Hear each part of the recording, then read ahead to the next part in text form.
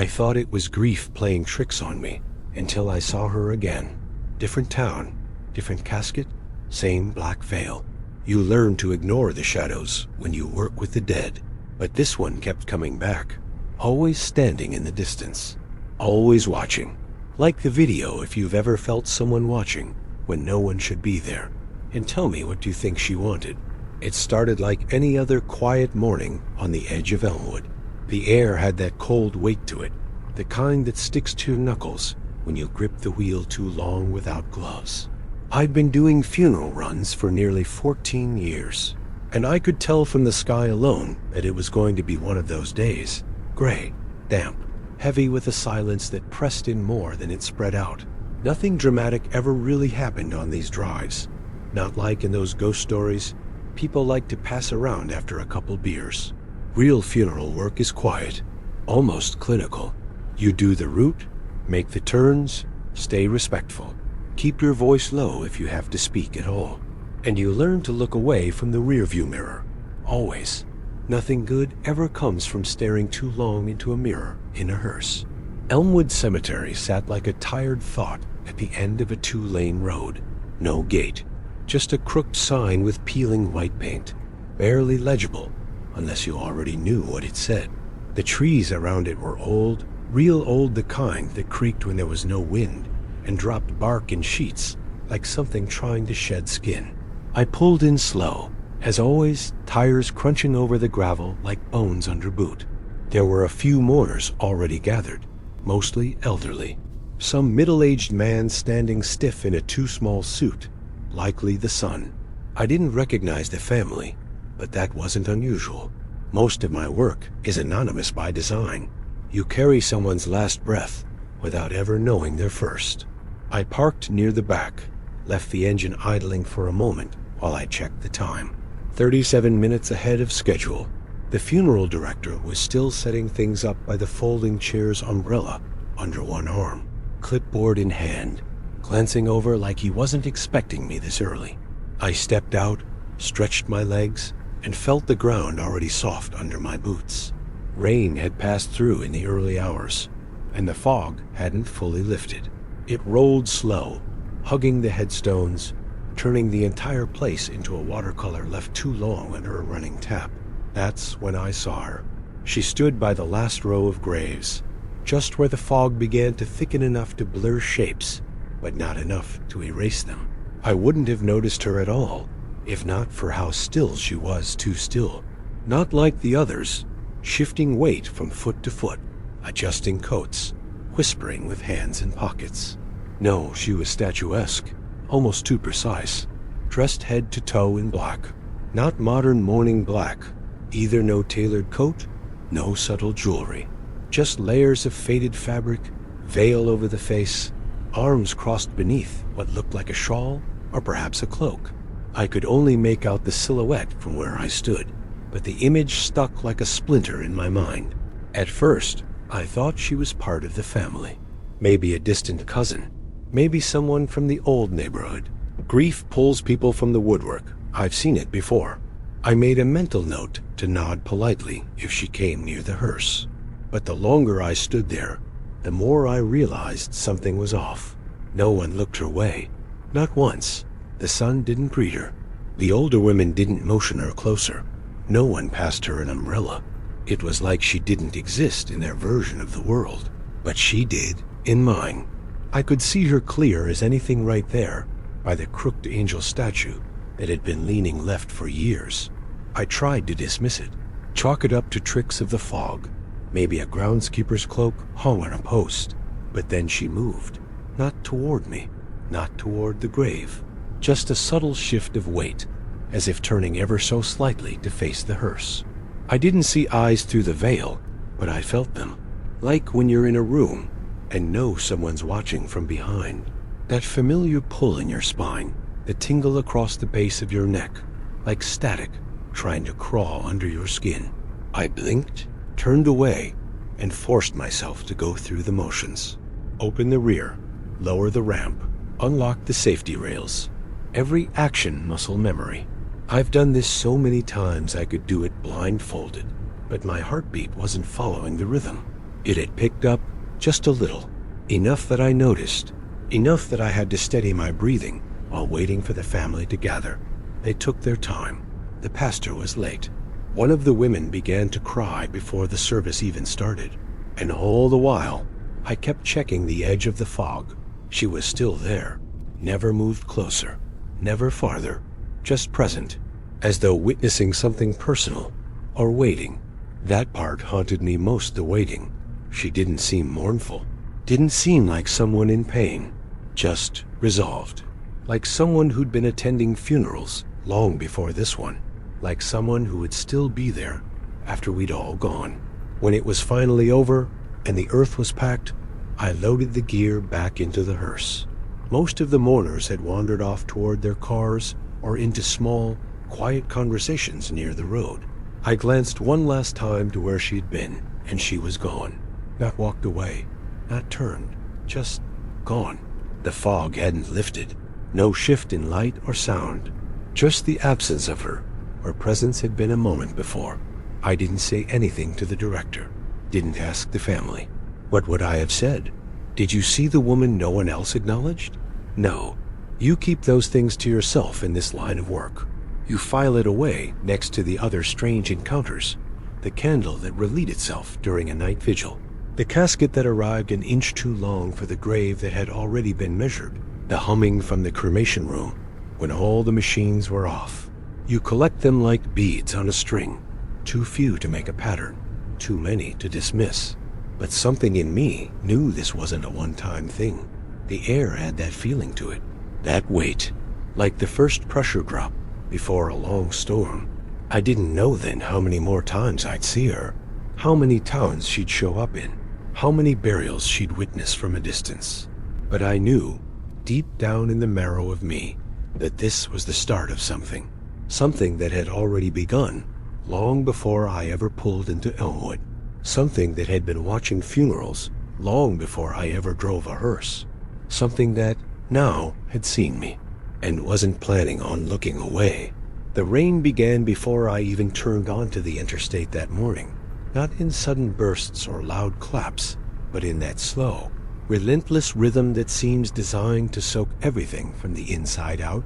It streaked across the windshield in slow diagonal lines, soft and constant, muting the world outside the hearse into blurry smears of gray and asphalt. The kind of rain that makes people whisper, even when they're indoors, that drowns birdsong and car horns alike. I had another funeral scheduled, different town, different family, and yet the same tight feeling in my chest as I gripped the steering wheel. The woman from Elmwood had lodged herself into my thoughts in a way I couldn't quite shake. I told myself it was just a figure of speech, a poetic way to explain unease, but it wasn't. She was still there behind my eyes, in the mirror, in the shape of every shadow that lingered too long. Stillness has a memory. Once you feel a certain kind of silence, it stays with you. The cemetery was in Ridge Hollow, a good 45-minute drive from my usual circuit. The roads out there were winding and narrow, with trees growing so close to the shoulder that the branches scratched the sides of the hearse like long fingers brushing cloth. The address on the slip said Roseview Hills Memorial, but if there was anything remotely floral or scenic about the place, the rain had swallowed it. I arrived 20 minutes early, the sound of the engine drowned out by the rhythm on the roof. I sat for a while, with my fingers resting gently on the steering wheel. Engine off, headlights dimmed, watching as people began to arrive in scattered pairs, umbrellas blooming black like wilted flowers. The family was larger this time, more structured. 2 daughters, both middle-aged. A grandson holding a drenched funeral program to his chest. Pastor with a voice trained to cut through sorrow and weather. I went through the motions again. Doors unlocked. Ramp extended. Casket guides checked. The casket itself was plain but polished. The kind that reflected just enough light to remind you what it carried without making a spectacle of it. The pallbearers were late, so I waited beneath the awning of a nearby shed, nodding occasionally to the funeral director, who seemed more interested in his phone than in the ceremony unfolding under the dripping trees. And then I saw her again. There, just beyond the old wrought iron fence, half obscured by a curtain of mist and rain, the same silhouette, the same black veil, her figure framed between two crumbling headstones, standing impossibly still while the wind played with the hem of her dress but never quite lifted it. She wasn't holding an umbrella. She wasn't even flinching against the downpour. And once again, not a single person turned their head in her direction. Not the family, not the pastor, not even the cemetery staff, who would have had a clear view from the maintenance hut. It was as if the rain itself conspired to keep her only for me, my own private specter, trailing from funeral to funeral, with no name, no face, no place among the living. I stared for too long, long enough that when I turned back toward the hearse, the funeral director was gesturing impatiently. A casket had to be moved. Time was ticking. Grief doesn't pause for hallucinations. I blinked rain from my eyes, steadied myself, and helped roll the casket into place. But my hands were shaking, not visibly, not enough to draw attention, but inside. That quiet internal tremble that makes your thoughts scatter like leaves in wind. During the eulogy, I watched the faces of the mourners, lined with rain and tears and the blankness of fresh loss, and not a single one of them turned to the fence. Not one noticed the woman in black. When it was time to lower the casket, the rain eased slightly. The pastor offered a final prayer, something about rest and eternal peace, his voice competing with the soft drumming on nylon umbrellas. I turned back one last time, and she was gone. Just like at Elmwood, no footsteps, no departure. Only the space where she had been, now empty, as if she'd never stood there at all. Only the impression she left behind in my chest, tightening like a knot pulled too hard. I didn't say anything. Again, what could I say? That I'd seen the same ghost twice in 2 weeks, in different towns, at different burials? That she looked real enough to cast a shadow, but not real enough to make a sound? People don't listen to stories like that from someone who drives the dead for a living. They nod politely. They ask if you've been sleeping well. Then they tell someone else to stop calling you for jobs. But something about her presence was different this time. Stronger, closer. As if the rain had pulled her forward instead of hiding her. As if every drop carried part of her form into this world, just long enough to remind me she wasn't done yet. This wasn't random. It wasn't coincidence. I don't believe in coincidence anymore. Not after what happened the next week. She came again, and then again. Different burials, different faces in mourning, but always her. Always in black, always on the edges. Watching not with malice, but with intent. And I began to understand that I wasn't the one being haunted. I was the one being trusted with seeing, with noticing, with carrying the dead not just to rest, but perhaps to be witnessed, or to be seen off by something older, quieter, and more constant than grief. A companion for those who had no one left to cry for them, a shadow for the forgotten. But that understanding would come later. In that moment, I only knew one thing for certain. The woman in black had returned, and she wasn't following the dead. She was following me. The third time I saw her was on a Wednesday. A midweek funeral, the kind undertakers don't like to schedule unless the family insists too close to routine, too far from weekends, like mourning shoved into a lunch break. The cemetery was Stonefield Hollow, a more secluded patch of earth about an hour east of the city. I'd driven there maybe 4 or 5 times in the past year, and every time I'd remarked to myself how quiet it was. Not peaceful, quiet, as in not a sound. No wind through the grass, no birdsong, just the air pressed flat against the skin, like the world holding its breath. That morning was no different, except I was already on edge. Ever since Ridge Hollow, I'd found myself scanning the periphery of every funeral, pretending I was looking for logistical things, the space to park, the tree line, the slope of the ground, but what I was really looking for was her. I told myself I wasn't. I told myself the first 2 times were flukes, misinterpretations, a brain too used to shadows and silence. But the truth is, I knew she'd show up again. I could feel her, even before we pulled in. A pressure, like a presence leaning just outside the windshield. This family was different. A small group, again tight-knit, probably close. A teenage boy cried without shame. A man in his 60s placed a single carnation on the casket before the service even started. These were the funerals I respected most, the ones where grief didn't need theatrics. Just wait. The overcast sky mirrored the tone. Everything dull, even the marble, even the flowers. I positioned the hearse carefully. Not too close, not too far. I've learned that the distance matters. There's a respect to it. A silence that belongs to the family, not the vehicle. And then I saw her again.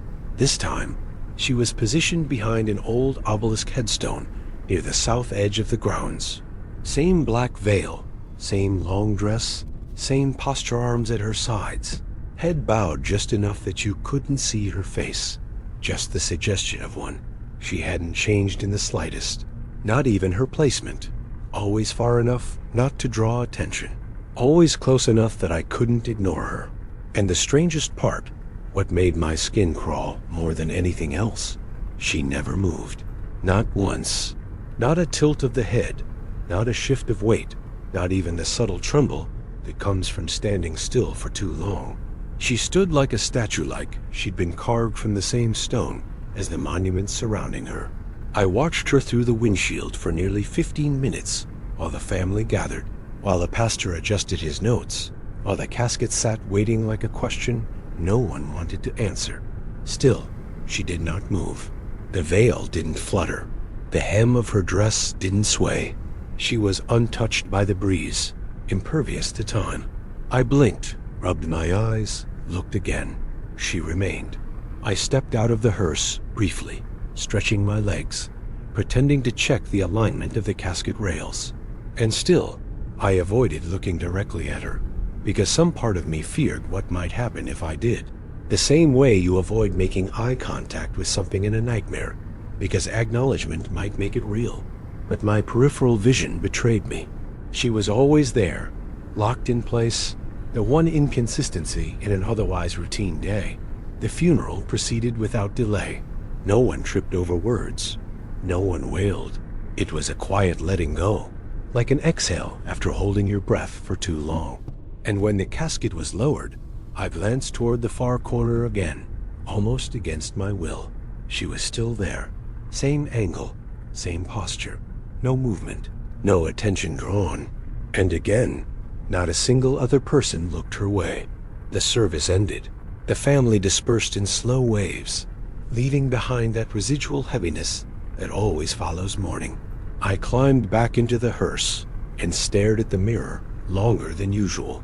Not the rear view one, no. That one I'd stopped using so often. I stared at the small visor mirror, the one that caught just enough of my own face to make me wonder if I was changing too. If she was changing me. I started compiling notes. Not official ones, no dates or names or times, but mental check marks, patterns, consistencies. She never came close. She never repeated a posture. She never wore color. She never moved. And yet, somehow, she felt more present than the living. I'd been to countless funerals where the grief felt hollow, where the performances were louder than the pain.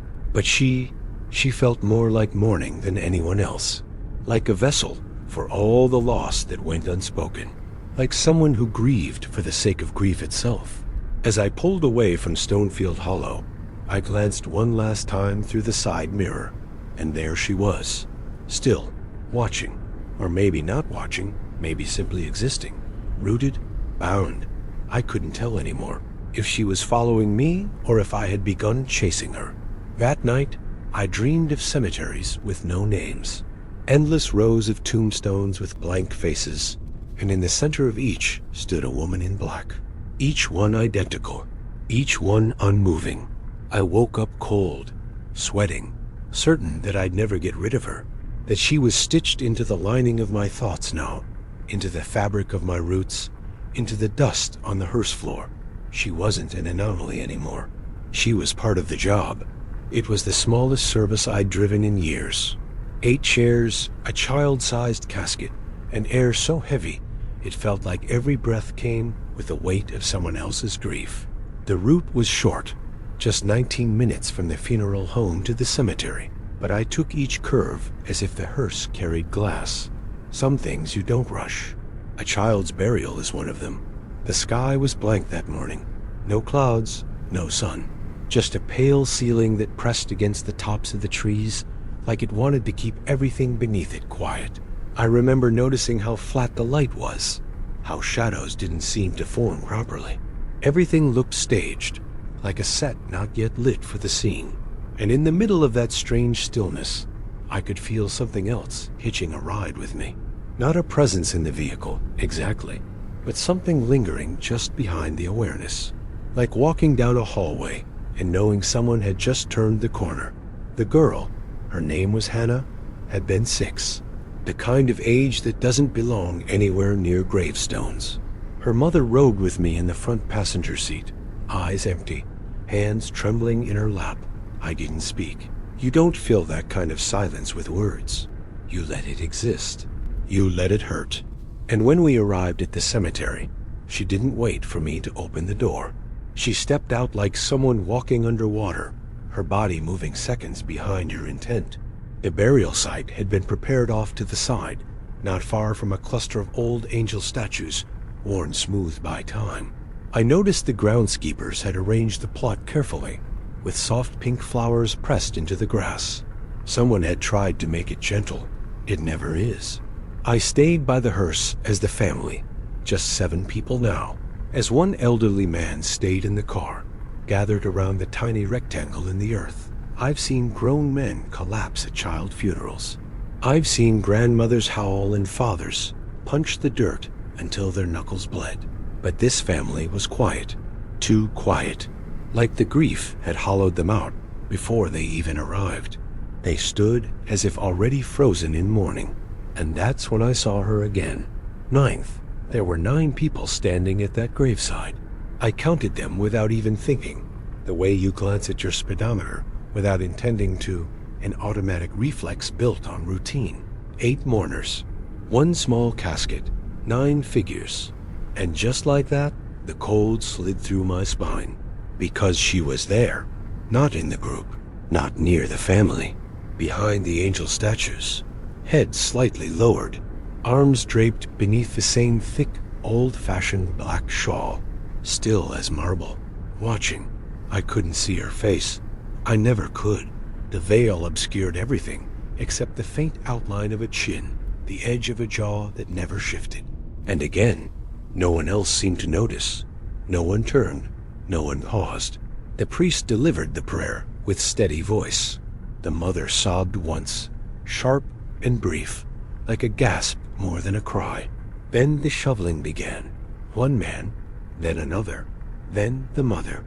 I kept glancing sideways, just enough to confirm that she hadn't moved. I didn't need a full look. I already knew she wouldn't. She never did. And then, just as the final scoop of dirt fell, I blinked. A single blink, and she was gone. Not walked away, not obscured. Gone. As if the earth itself had swallowed her. I walked toward the back of the site slowly, pretending to check the terrain. But when I reached the angel statues, there was nothing. No footprints, no black thread caught on stone, no sign that anyone had been there at all. I didn't tell anyone what I saw. Not that day, not ever. Who would believe it? That some woman, silent, shrouded, always distant, appeared at every funeral I drove, uninvited and unnoticed? It sounds like the rambling of a man too long in the business. But I knew what I saw. And I knew something else now too. She didn't just attend. She chose. Because this was no coincidence. This was a child. A rare, intimate loss that echoes through everyone who witnesses it. She hadn't appeared at random. She hadn't stumbled into grief by accident. She had come deliberately. The rest of the day passed in a haze. I returned the hearse to the garage, cleaned the rails with my usual care, checked the floor for flower petals or debris. But my mind was elsewhere, replaying the image. 9 figures, 8 known, 1 unknown, gone before the earth could be tamped down fully. That night, I sat with the logbook open in my lap, staring at the entries from the last 3 weeks. I started listing the funerals she'd appeared at. Ridge Hollow, Stonefield Hollow, now Glenmarsh. Different cities, different families. No connections between the deceased, not even similar causes of death, but always the same pattern. One funeral every 3 days. Always mid-morning. Always open casket before the drive. Always someone grieving enough to fracture the air. I started to wonder if she wasn't following me at all. What if I was just a piece of the pattern? What if she followed the grief? Or worse, what if she arrived just before something deeper took hold? Like a whisper before a scream. Like a shadow that falls moments before the power cuts. Whatever the answer was, I knew this much. I wasn't ready to see her again, but I knew I would. I didn't sleep that night. Or rather, I did, but it wasn't rest. It was that kind of disjointed unconsciousness where you're sure you've slept, but feel even heavier when you wake up. I remember lying in bed, long past dawn, staring at the soft shadow my lamp cast on the ceiling, and wondering how long I could avoid looking at my phone, at the calendar, at the logbook waiting on the kitchen table. I'd brought it inside with me, something I almost never do.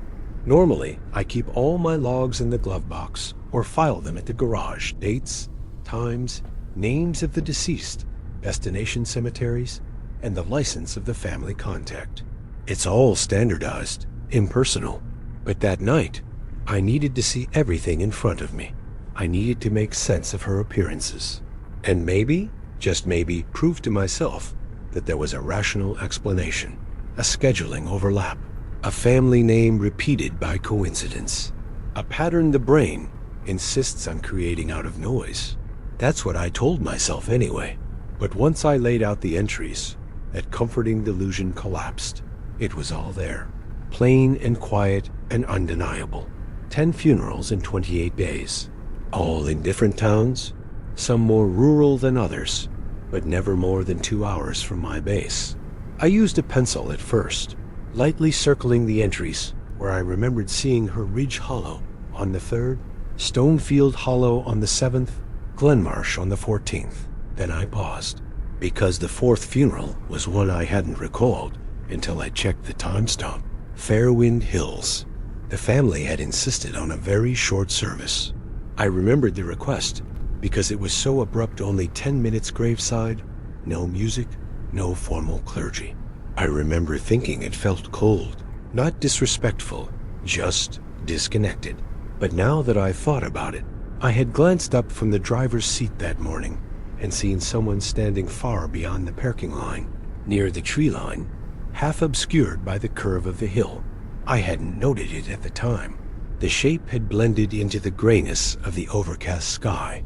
But now the memory returned with eerie clarity, tall, still, dark-clad, always the same position, always behind the others, always alone. I switched from pencil to red pen and marked it. 4 appearances, all roughly spaced 3 to 4 days apart. I went further back, checked logs from the previous month. Same rhythm, same spacing, same kind of funerals, quiet, intimate, emotionally heavy. But the thing that haunted me most wasn't just that she appeared. It was that she never broke the pattern. Always the same distance, always the same presence. Like she was part of a cycle that couldn't be disrupted. I began to map it out on paper, actual hand-drawn maps, not digital ones. I needed to feel the ink move across the page, needed the tactile sensation of building something real. I pinned the towns on the page like they were pressure points in the skin of the state. Ridge Hollow, Stonefield, Glenmarsh, Fairwind, and now the upcoming service at Halberds Cross in 3 days. My gut twisted as I drew a faint arc connecting the locations. It wasn't a circle, not perfectly, but it curved inward, and I couldn't shake the idea that she was moving toward something. Or maybe I was.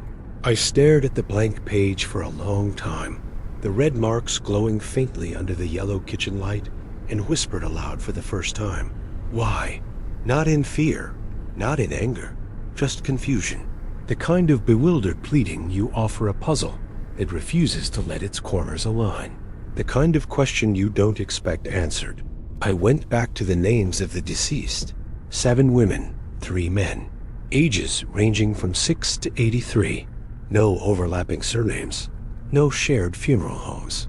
Only 2 had public obituaries, and neither listed surviving family outside of state.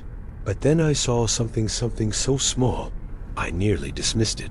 In 2 of the entries, the same flower arrangement had been requested. White lily with blue delphinium. Odd pairing. Not unheard of, but not common. I flipped forward. Another entry. Same request. And then another, but this time handwritten in the margin by a funeral director. Client insisted on blue flowers. Vehemently. Said she'd know. My blood went cold. She'd know. Who would know? I dug through the old physical forms, finding the original intake requests. One of them had been dropped off in person. No return address. No phone number. Just a neat signature. M. Black. Another coincidence, maybe. Or maybe a cruel joke by someone with a taste for dramatics. But I knew better. The woman in black wasn't just observing. She was part of this somehow. And that name, if it was even a real name, was her fingerprint on the process. I sat in my chair long into the evening, papers spread around me like a low tide of unease, and tried to track when it had started. Not just when I'd first noticed her, but when the sense of being observed began. It hadn't always been like this. I used to feel alone in the hearse. A good kind of alone. Professional solitude. But now, every time I glanced in the rear view, I felt as though I'd just missed catching her reflection. As if she'd been leaning forward, close behind me, and pulled back just before I turned. My shift the next day was empty. No scheduled drives. I called dispatch to confirm. They asked if I wanted the day off. I almost said yes, but then I asked if I could ride along on someone else's route. Just observe. Just be a passenger for once. The dispatcher paused, said it was unusual, but agreed. You feeling okay? She asked. You sound off. I laughed and said I just needed a change of pace. She didn't press, and I didn't explain. That night, I dreamed of cemeteries. Not one, but many, all layered on top of each other, like transparent sheets, shifting and realigning with every breath I took. And she was there, standing in the same place in each of them. Different angles, same posture. She never looked at me, never moved, just stood.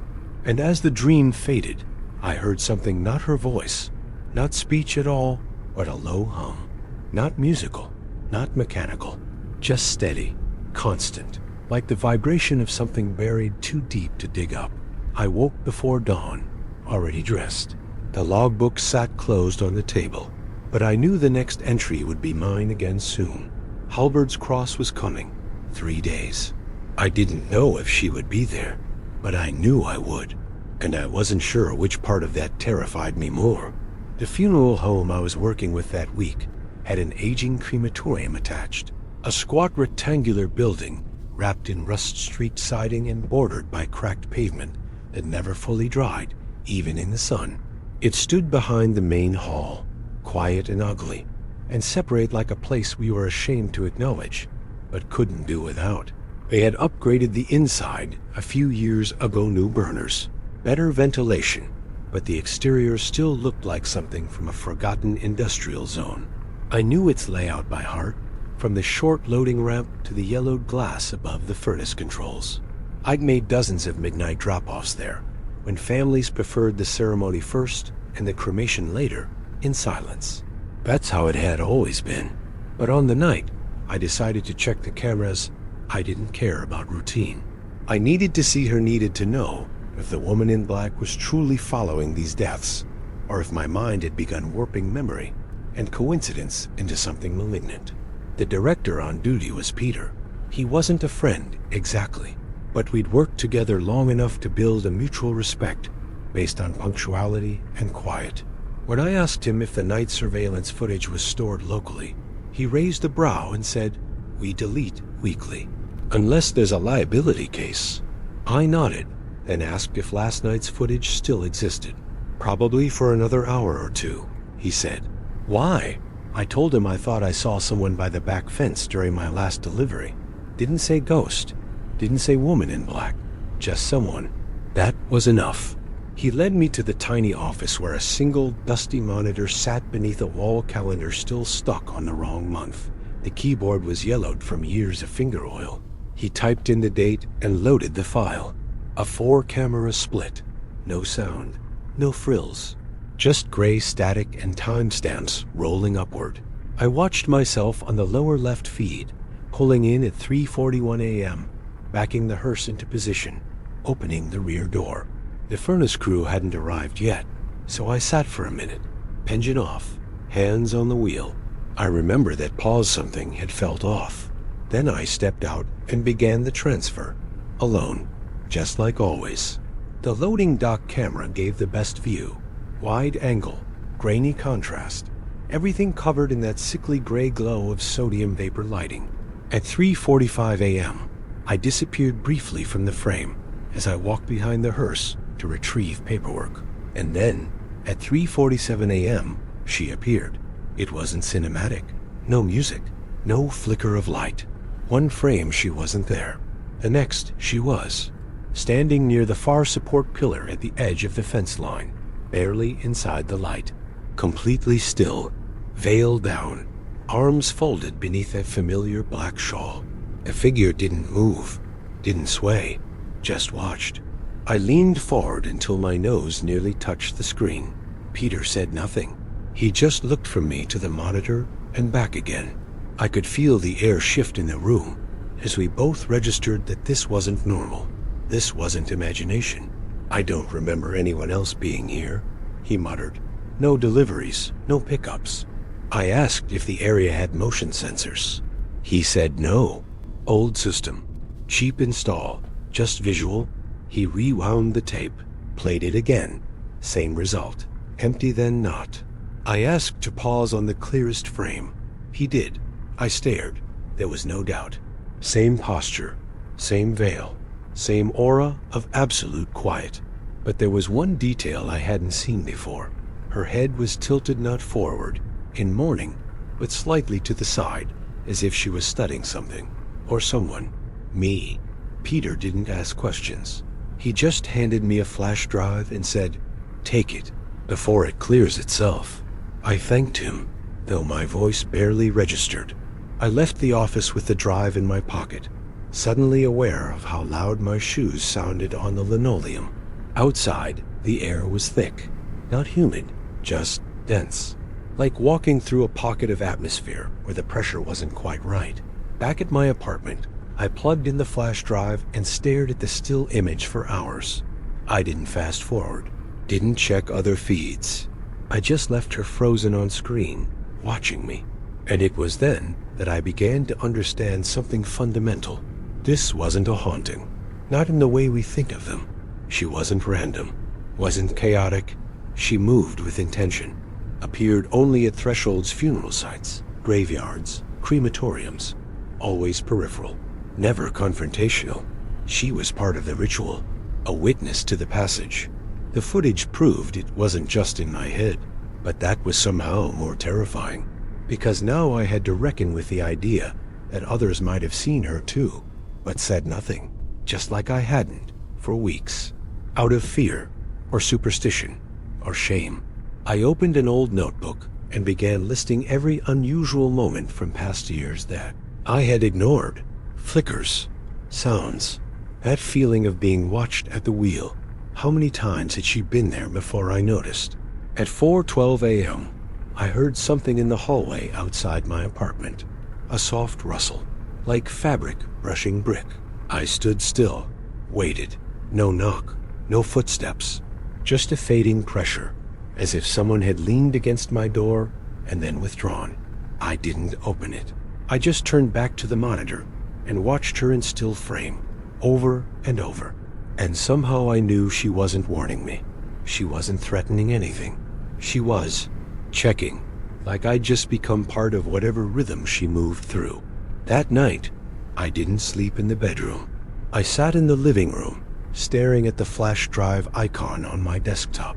Not because I thought it would do anything, but because it had become a symbol, a marker that something had shifted, that the line between the work I did and the world beyond had been quietly erased.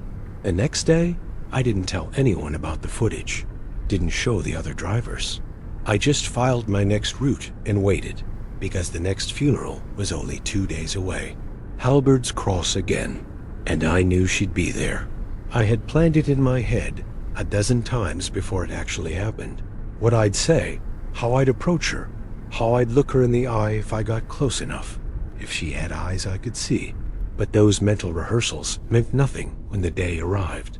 The funeral was set for mid-morning at Lancaster Grove, a small hillside cemetery, hemmed in by rows of old cedar trees and bordered by a crumbling stone wall on the north side. I'd driven there before. It had the kind of quiet that didn't feel peaceful, just too still, too sealed off from the rest of the world. You could whisper in that place, and it would hang in the air too long, like the wind didn't know how to carry sound properly.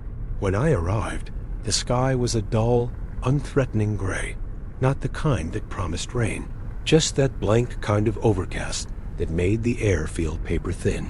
There were maybe 20 mourners, all dressed plainly, all with that silent posture of people who had cried enough the night before, and now were simply fulfilling a duty. I backed the hearse into place and checked the straps. As the funeral director began to speak, I scanned the tree line, and there she was. She stood where the clearing met the woods, in the shadows beneath the leaning cedar. Her veil was down, her posture unchanged, head tilted ever so slightly, arms folded beneath that same heavy fabric, unmoving. No one else turned, no heads craned, no whispers passed among the mourners. It was as if I was the only one seeing her, again, but this time I didn't just freeze. I stepped away from the hearse, slowly, trying not to draw attention, pretending to check a tire or stretch my legs. I made a show of it, trying to look natural. My boots crunched on the gravel path that circled the hill. Then I cut into the grass. My heart was hammering, not from fear exactly, but something stranger, a weight I couldn't place, like gravity had thickened only around me. Every step closer to her felt like stepping into deeper water. She didn't move, not an inch, even as I approached to within 30 yards, then 20. Her outline remained perfectly still. The veil didn't stir. I could hear my own breathing now, sharp and uneven. I opened my mouth to speak, though I had no idea what I meant to say, and then a gust of wind came up from behind me. Not strong, but sudden. It rattled the dry grass, tugged lightly at my jacket, and in that instant, she was gone. No swirl, no footsteps, no fading silhouette into the trees. Just gone. One frame to the next, the space where she had stood was empty. I stood there staring at the spot for what felt like minutes. I walked to it, touched the bark of the cedar tree, stepped around the trunk as if she might have shifted just out of view. But there was nothing, just that lingering coldness. Not like temperature, but something in the bones, in the air behind your eyes. I walked back slowly, cutting behind the mourners so no one noticed I'd been gone. The burial had begun, dirt against wood, final prayers.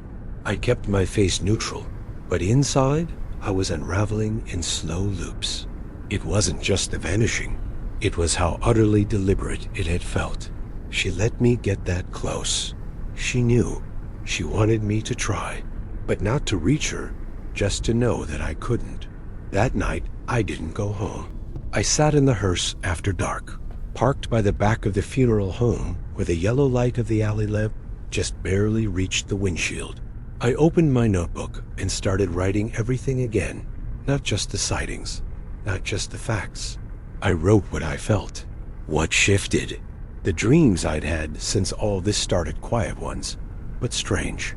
A hallway with no doors, a voice that whispered names I didn't know, the weight of something always just behind me, but never stepping forward. At midnight, I heard a knock, not loud, not urgent, just a single delicate tap on the side window. I turned so fast, I nearly pulled something in my neck, but there was nothing, no one, just condensation on the glass from my breath, and beyond it, the still alley. I waited, counted to 60, opened the door slowly, walked the perimeter. Nothing. But I knew it was her. Not a threat, not a prank, just a reminder. She wanted me to know I wasn't imagining anything, that this was real, that I was being watched too now. Part of her ritual, an observer among observers. And that realization, as terrifying as it should have been, brought a strange kind of calm. Because in that moment, I finally understood something else. She didn't follow the dead. She followed the ones who carry them, who bear witness, who cross the boundary again and again, without knowing what they've taken with them each time. That's why I saw her. Because I was never just delivering bodies. I was part of the procession, even when I was alone. When I finally turned the key and drove off, I didn't play music. I didn't call anyone. I didn't check the mirrors more than once. But I did speak aloud, quietly, to the empty seat beside me. "I'm not afraid of you," I said. And in the silence that followed, I wasn't sure if I felt comforted or claimed. The morning after the ribbon incident, I found myself assigned to a cemetery I hadn't visited in almost 4 years. Willowfield Rest, a rural plot outside of town, far enough into the woods that cell service died the moment you passed the rusted iron gate. The roads were cracked and lined with moss, the trees too tall for the area, as if they'd grown fast and wild in protest against something long buried beneath them. I remembered the place mostly for its silence oppressive and absolute, the kind that doesn't invite birds or insects. Just a permanent hush, like the earth itself was holding its breath. It was the kind of location no one chose unless they had nowhere else to go.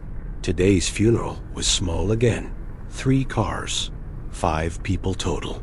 A quiet man in his 40s, 2 older women who looked like sisters, and a teenage girl who didn't remove her earbuds the entire time. I parked the hearse at the top of the slope, gravel crunching under the tires as the funeral director gave me a nod.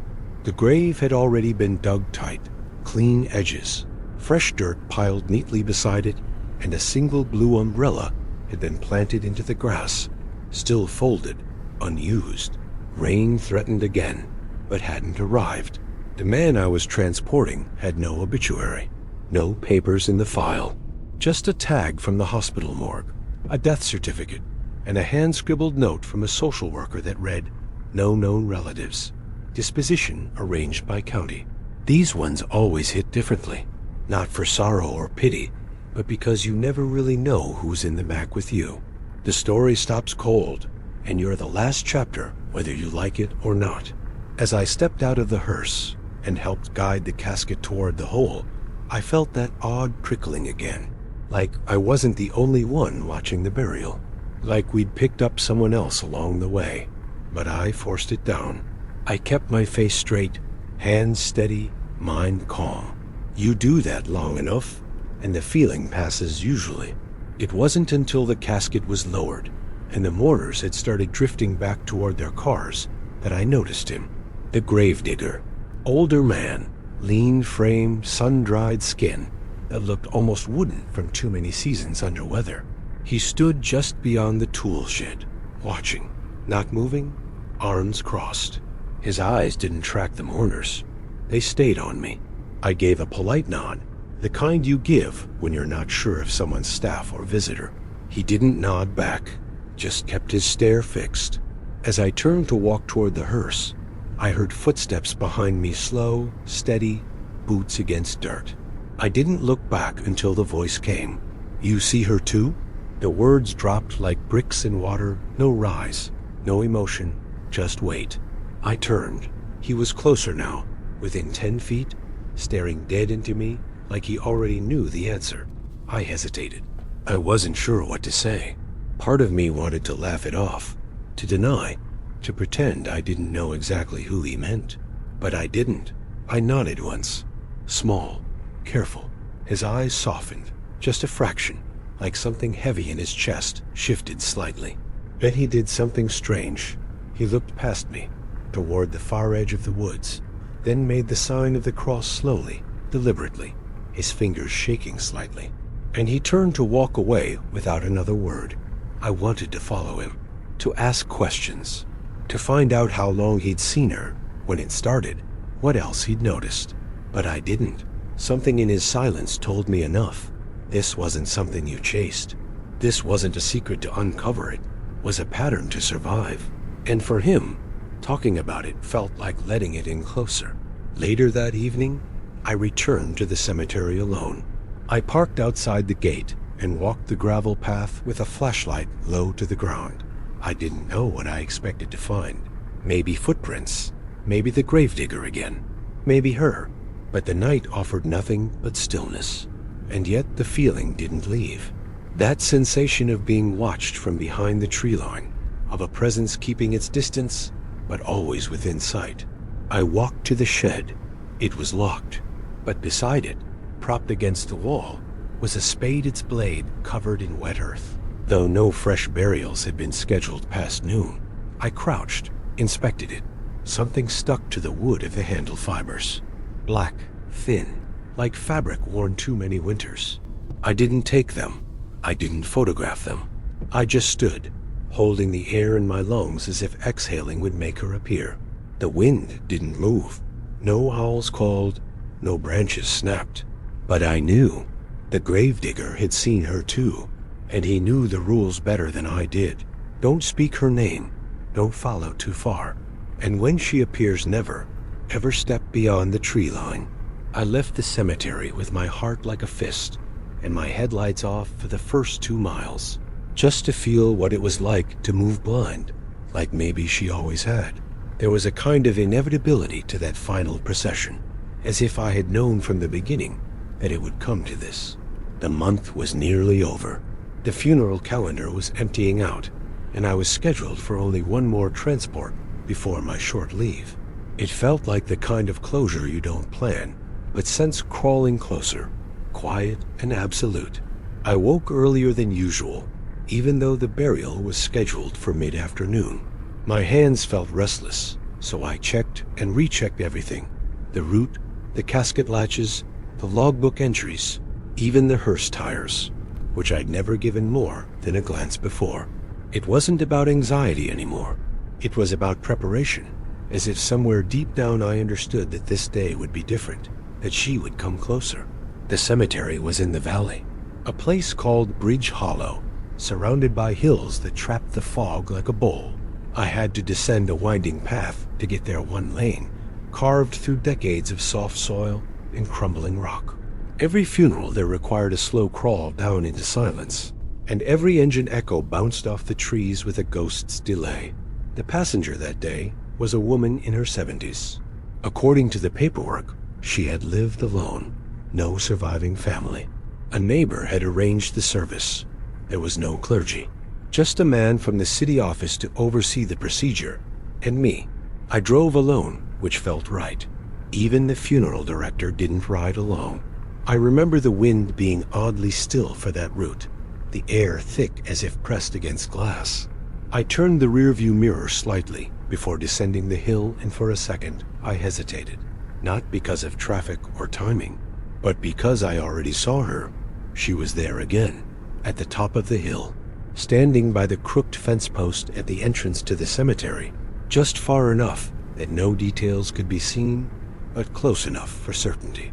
The same veil, the same black shawl, her posture, unnervingly familiar by now, unchanged. She didn't move when I passed her, didn't flinch or turn, just watched. But what shook me most wasn't her presence. It was what happened in the mirror. As I drove the hearse slowly into the fog, I kept her reflection in my line of sight. I expected to lose her behind the trees, for the image to distort or vanish as usual. But she didn't vanish. She moved, or rather, she followed. The rearview mirror revealed something impossible. She was walking behind the hearse, not hurried, not dragging, just walking with a steady pace that never shortened the distance, yet never let it widen. The incline was steep, the road twisted, yet there she was, always there, never more than 30 yards back, untouched by terrain or time. I wanted to stop. I wanted to slam on the brakes and see what would happen. But I couldn't. My hands didn't respond to the thought. My arms locked. My foot pressed the gas with mechanical calm, and I just kept going, deeper into the hollow. The cemetery opened like a forgotten garden. Weeds climbed the stones, and the grave had already been prepared, damp earth darkening the edges. I parked the hearse, turned off the engine, and waited. Nothing moved. The wind stayed dead. My breath sounded foreign inside the cabin. Slowly, I turned the mirror upward not to see traffic, but to confirm what I already felt. She wasn't behind me anymore. She was gone, but the silence didn't lift. I stepped out of the hearse. The ground squelched beneath my boots. The funeral rep approached from the far side, clipboard in hand, barely making eye contact. We exchanged minimal words. The casket was rolled out, positioned, lowered. The soil was piled in afterward with mechanical indifference. No speeches, no tears, just the rhythm of formality. And yet, as I leaned back against the hearse and watched the final shovel of dirt fall, I felt something electric crawling across my neck. I turned toward the tree line, not quickly, but slowly, like I already knew what I would see. She was there again, but not behind the fence, not at a distance. She was closer, this time standing just at the edge of the pines, one step out of shadow. Her veil fluttered ever so slightly, though there was no wind. Her head tilted fractionally, a gesture not of greeting, but of recognition, like a final nod from someone who had accompanied me as far as they could. And then, as I blinked, she was gone. No footsteps, no rustle, just absence. I didn't tell the others. I didn't speak to the funeral rep or the grounds crew. I finished the paperwork, climbed back into the driver's seat, and turned on the ignition with hands that trembled less than I expected. The fog seemed lighter on the way back up the hill, but I never once looked in the mirror. Not once. I didn't want to know if she followed me home, because sometimes you reach the end of the procession, and sometimes you don't. I didn't speak much that evening. I returned the hearse to the garage, filled out the logs, signed the last clearance form, and walked to my car in silence, the sun already slipping behind the buildings. Everything felt like it had reached a sort of conclusion, like some weight had followed me until the final grave and decided to stay behind. Yet the sensation didn't lift the way I hoped. It clung to me in subtle ways, the way shadows formed under street lamps, the way distant noises carried longer than they should have. My shoes felt heavier walking into the house, and even my keys made a duller sound when they landed in the tray. I showered, made dinner, and went to bed early. And despite everything, I slept, but not for long. At 3:12 a.m., I woke to a sound I couldn't quite place. Not a voice, not a knock, not a breeze. Just something that changed the texture of silence in the room. I sat up, heart pacing, ears open. Nothing followed. No movement, no creaking floor.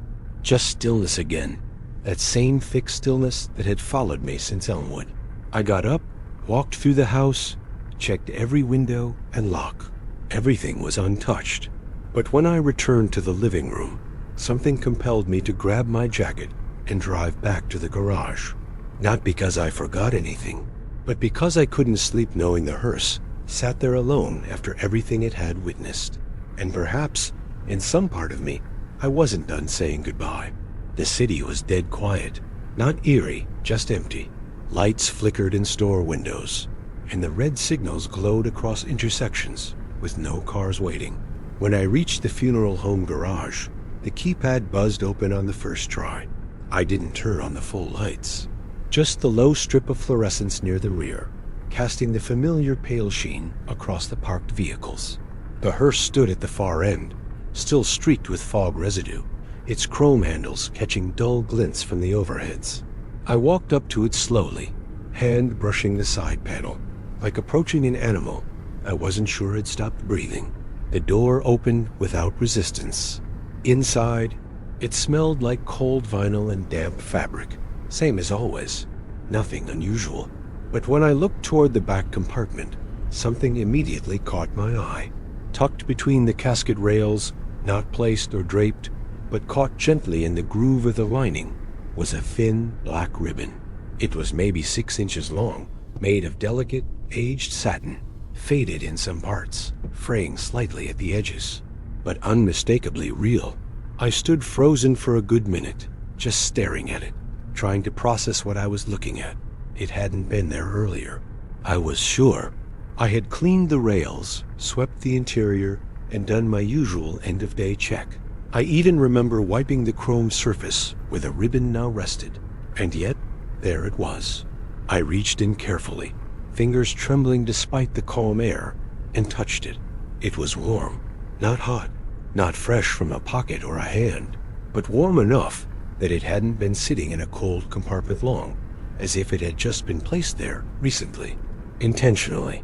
I held it between thumb and forefinger, lifting it gently into the dim light. It bore no writing, no markings, no perfume, just the quiet presence of something left behind. My breath caught in my throat, and not because I was scared, but because I knew what it meant. It wasn't just an object. It was an acknowledgement, a sign that I had seen her, that she had seen me, that the strange month of silent funerals and distant figures wasn't just a fevered mistake. It was real, and now it was over. I sat in the hearse for a long while after that, ribbon still in my hand.